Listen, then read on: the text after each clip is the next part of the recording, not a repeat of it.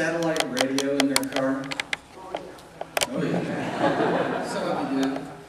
It's one of the indulgences I allow myself. It makes the commute between Topeka and Manhattan and back a little more palatable. And one of the nice things about it is that you can get radio stations from all over the world. And one station that I found that I really enjoy is it's actually from the Canadian Broadcasting Company, CBC1. It's kind of the Canadian version of National Public Radio. And they have this wonderful Sunday afternoon religion program called Tapestry. And I would commend it to you. You can stream it over the internet. Anyway, a few weeks ago, as Gail and I were driving home, we heard a story on Tapestry about an unexpected and terribly inconvenient Christian conversion. It's told by a very unlikely convert. Her name is Sarah Miles.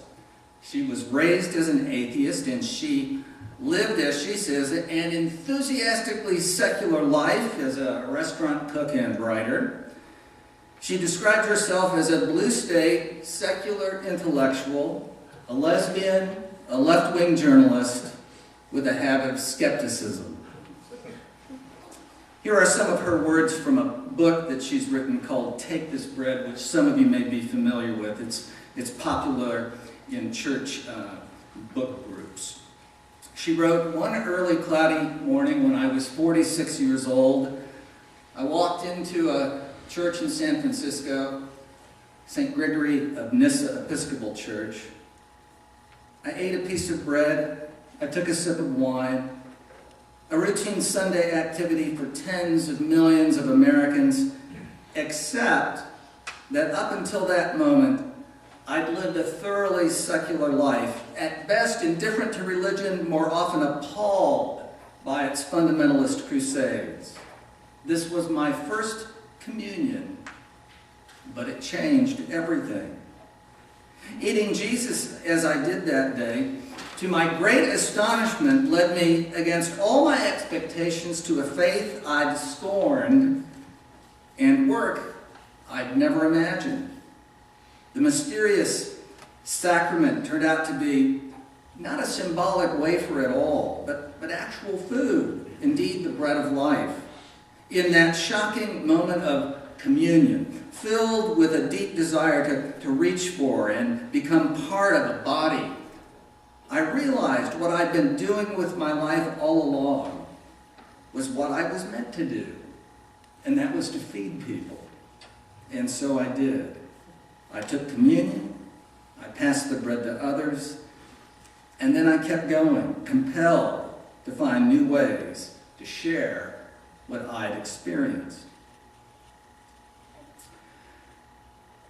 This is a story of unexpected new beginnings, of eyes being opened and seeing the world anew through a new lens, a new light, a dramatic break with her comfortable and known past, a venturing forth into an unknown future. A conversion story, yes, but also, in a way, a story of healing, which we'll explore in due course. First, I want you to think about these things in terms of our gospel reading today, that long 41 verses from chapter 9 of the Gospel of John, the story of the man who was born blind. This episode, you'll recall, begins with a question. The disciples ask, "Who is to be blamed for this man having been born blind?" You see, the common theological wisdom of that day held that sickness and tragedy were instruments of divine punishment.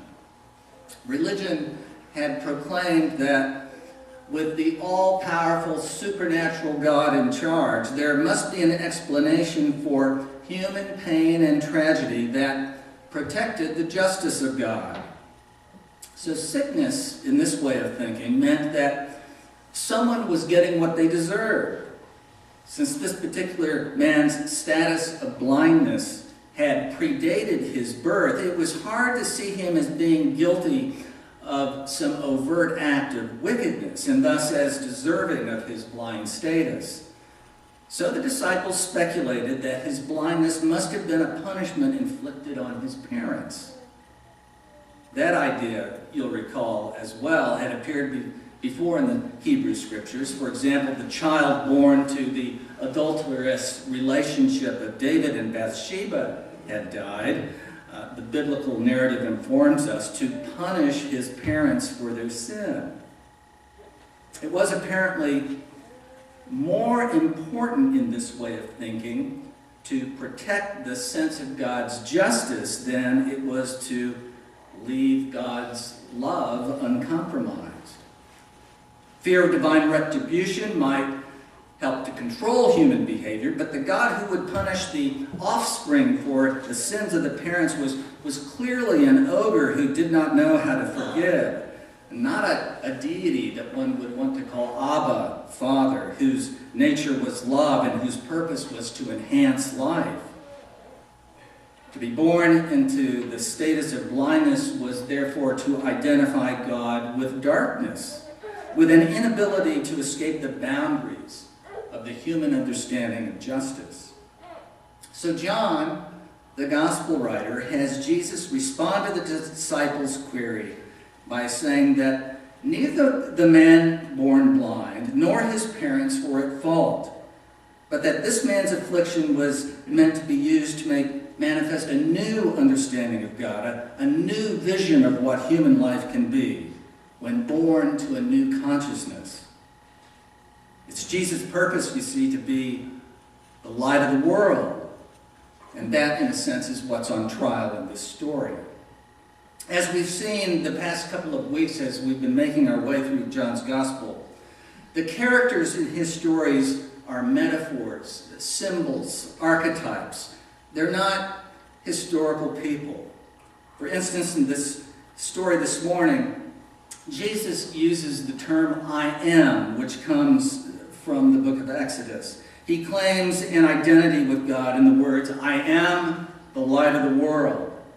And the man born blind is symbolic in the story of the old Israel, and Israel living in darkness. This man was living in darkness, which was, for John, the status of his enemies and the enemies of his community, those he called the Jews, by which he meant those descendants of Abraham who could not move out of the limits of darkness into the transforming light that he believed Jesus came to be and to provide. We need to remember that these are two Jewish groups. Those Jews who didn't believe that Jesus was the Messiah, and John's group that did believe that Jesus was the Messiah, who are at loggerheads with one another. And as we all know, sometimes family spats can be the worst. The background to all of this for John and his community as he was writing his gospel toward the end of the first century, remember this is 2 full generations after the death and resurrection of Jesus, was the reality that anyone who professed Jesus Christ as the Messiah was to be expelled from the synagogue.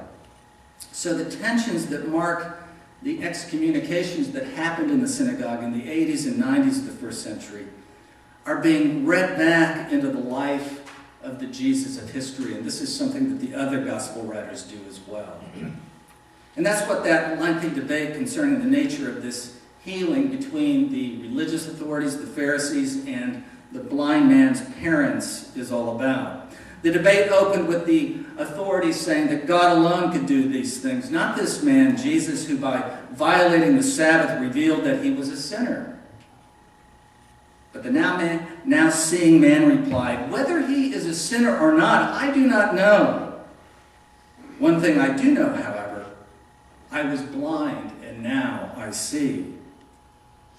Recognizing that the facts were not sustaining their traditional view, the authorities resorted to anger and denunciation, saying, you were born in utter sin, and would you teach us? And they cast the now seeing, healed man out of the synagogue. You cannot be right, they appeared to say, because if you're right, then our religion is wrong. And we need to keep in mind that this is something that that every religious institution, regardless of the religious tradition, and every religious form in history has had at some point in its history to walk through this doorway. Jesus, hearing that the formerly blind man had been expelled from the faith community in which that man had been raised, went to find him. The conversation once again was directed to the followers of Jesus, who at the time of the writing of the gospel had endured a similar expulsion. John clarified the issue by saying, "Do you believe in the Son of Man?"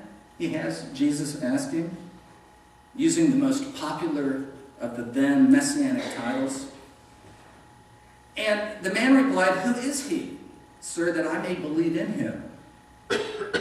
"You've seen him," says Jesus, "and it is he who speaks to you." "Lord, I believe," the man said, and he worshiped Jesus. Now, since worship was reserved for God alone, the author of this gospel was asserting in very dramatic fashion that God had been met, that God had been engaged, and that God was indeed present somehow in the life of this Jesus. And then it dawns on the religious leaders what Jesus is saying. Jesus is saying that they are the ones who are blind, that they were born blind. And Jesus, God, had offered them light and seeing.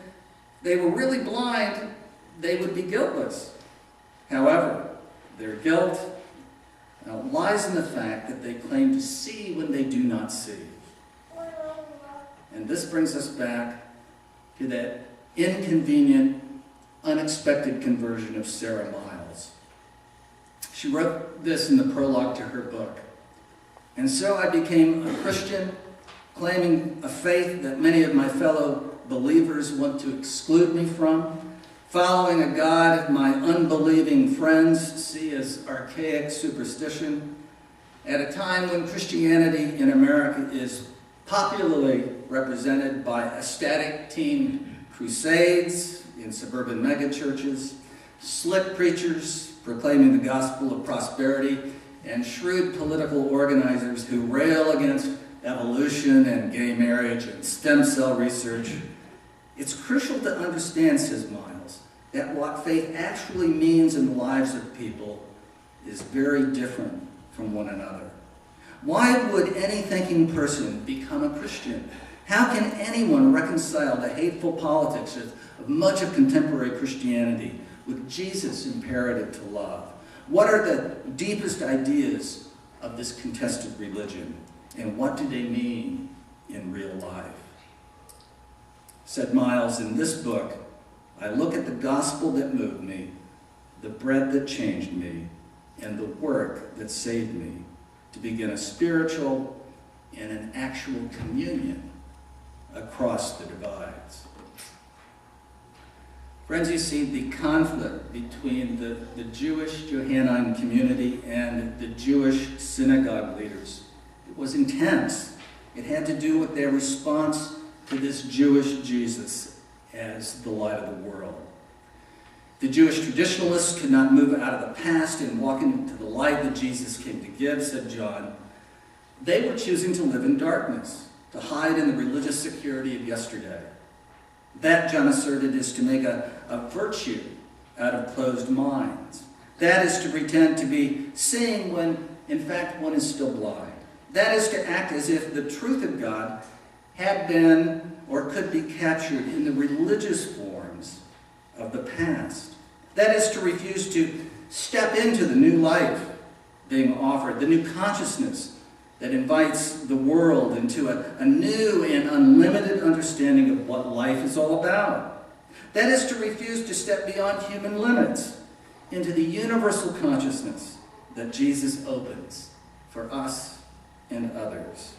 That is why it's necessary, John said, to understand that Jesus is, as he says, the way, the truth, and the life.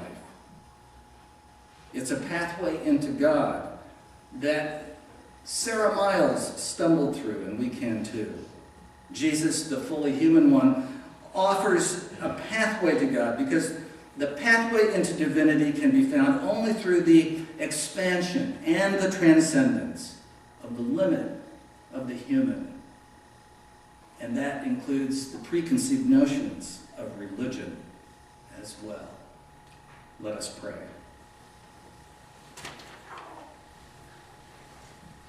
O Lord our God, in this Jesus of history, we encounter a person who was fully human, one who was able to transcend race and gender,